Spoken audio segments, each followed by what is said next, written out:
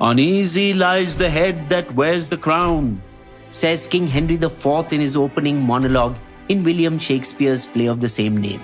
The quote is apt for Byju's as well these days, the edtech king who wears India's most valued startups crown, as they are being targeted by a variety of accusations: arrogance, opaque accounting practices, heartlessly sacked staff. In 2004, much before Indians had smartphones, 28-year-old Salman Khan Sal was between jobs when he helped his young cousin struggling with maths by creating a few tutorial videos using an online illustration program and his own enthusiastic voice. His videos went viral, watched by thousands, then millions. All of it was and remains free, backed by grants. Sal never had any intention of changing the way kids learn. But Byju Ravindran did, though he discovered it in a somewhat roundabout way. Back when Sal launched Khan Academy 13 years ago, Byju had already returned to India after having left his engineering job in the Middle East. When a friend asked this Malayali medium-educated Viz, Byju, നിനക്ക് ഫിസിക്സും മാത്സും ഒക്കെ നന്നായി അറിയാവുന്നതല്ലേ? എന്നെ കാറ്റ് എക്സാമിന് നീ ഒന്ന് സഹായിക്ക്. Okay. This one-off event eventually led to the opening of physical and online tuition classes for aspiring business school STEM students. It is where he also met his business and future life partner Divya Gokulnath. But in his mind, however, was turmoil. This is good, but I want to change the rote learning style used in schools and make learning fun. So in 2015, he launched his first app, a maths and science tutor for grades 6 to 12. Facebook founder Mark Zuckerberg was sufficiently impressed, as were many large private equity firms who gave his company large sums of money. As the startup economy grew and people adopted online in a big way, Byju's valuations grew with every round of new funding to reach 22 billion presently. But success made Byju an easy punching bag for the media and internet trolls. More so because the founders till now have been media shy and focused entirely on their company. Unlike many other successful founders who are all over the startup ecosystem, on TV, blogs, as seed investors, etc. But when Byju lapsed by delaying in declaring its audited results for 2021 by a full 12 months, the internet exploded with rumors. Byju is shutting down. Fraud was discovered. It's bankrupt. Their investors are unhappy. Rumors of a GST fraud threw more petrol on the fire, though scant attention was given when the claim was later settled. But as the company kept missing deadlines to declare its accounts, the Ministry of Corporate Affairs formally questioned them about the reasons for delay. Actually, the issue was more mundane than that, though important. Deloitte, their auditing firm, wanted to change their method of accounting from cash basis to accrual basis, meaning that if a customer paid for a 3-year package for one of their courses, Byju would show all of it as income for that year instead of spreading it out evenly over 3 years.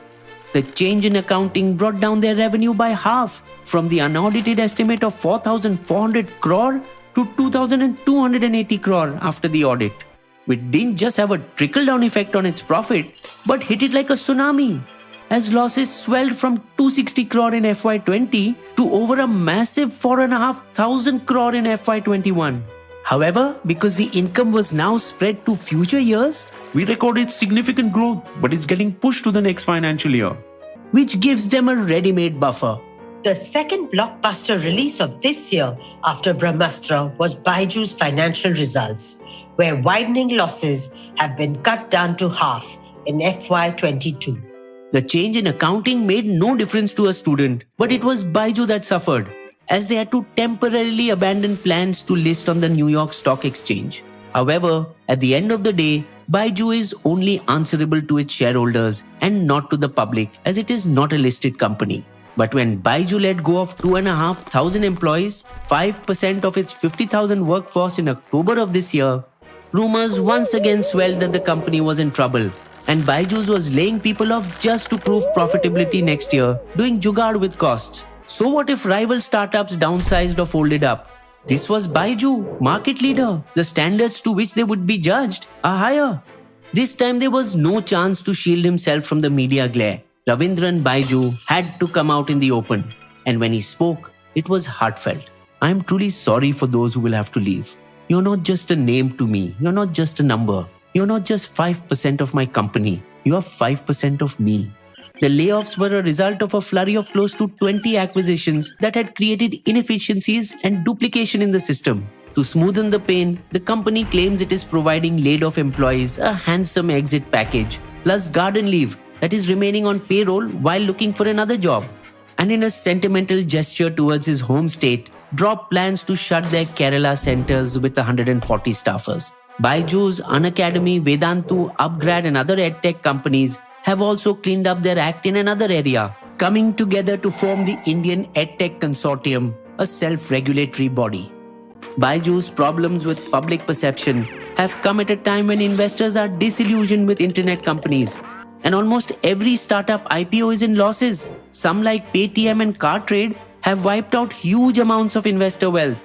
So tight is the market that Byju's too had to raise 300 crore as a loan from its own subsidiary, Akash Educational Services, which it had bought in April for 7,300 crore. A company they plan to spin off and list at a valuation of between $3.5 to $4 billion in the coming year. And just like what Amazon is doing by going from 100% online to partly offline, Byju's too is moving to a hybrid education model, launching 80 pilot tuition centers of its own this year, with over 400 more to come. Already the largest English language education company, Byju is eyeing foreign markets, spending about $40 million, 330 crore, to be the official sponsor of the FIFA World Cup in Qatar, partnering with the greatest of all times, Lionel Messi, as its global ambassador, to create an impact through its social initiatives arm, Education for All. This news has got the trolls out once again, asking how Byju can spend so much money on sponsorship while laying off employees, forcing Byju to defend himself. It's something that we signed 6 months back. How can anyone even think we will pay money for Messi after letting people go? But just like the elephant that wades through the marshes to reach dry ground, the reticent billionaire should let his company numbers do the talking. Bizbo's Limerick. Here's a story about India's most valued unicorn, whose business was in all respects airborne, but accounting delays and employees offlaid have created in a teacup a storm. You will also find these sources listed in our video description section.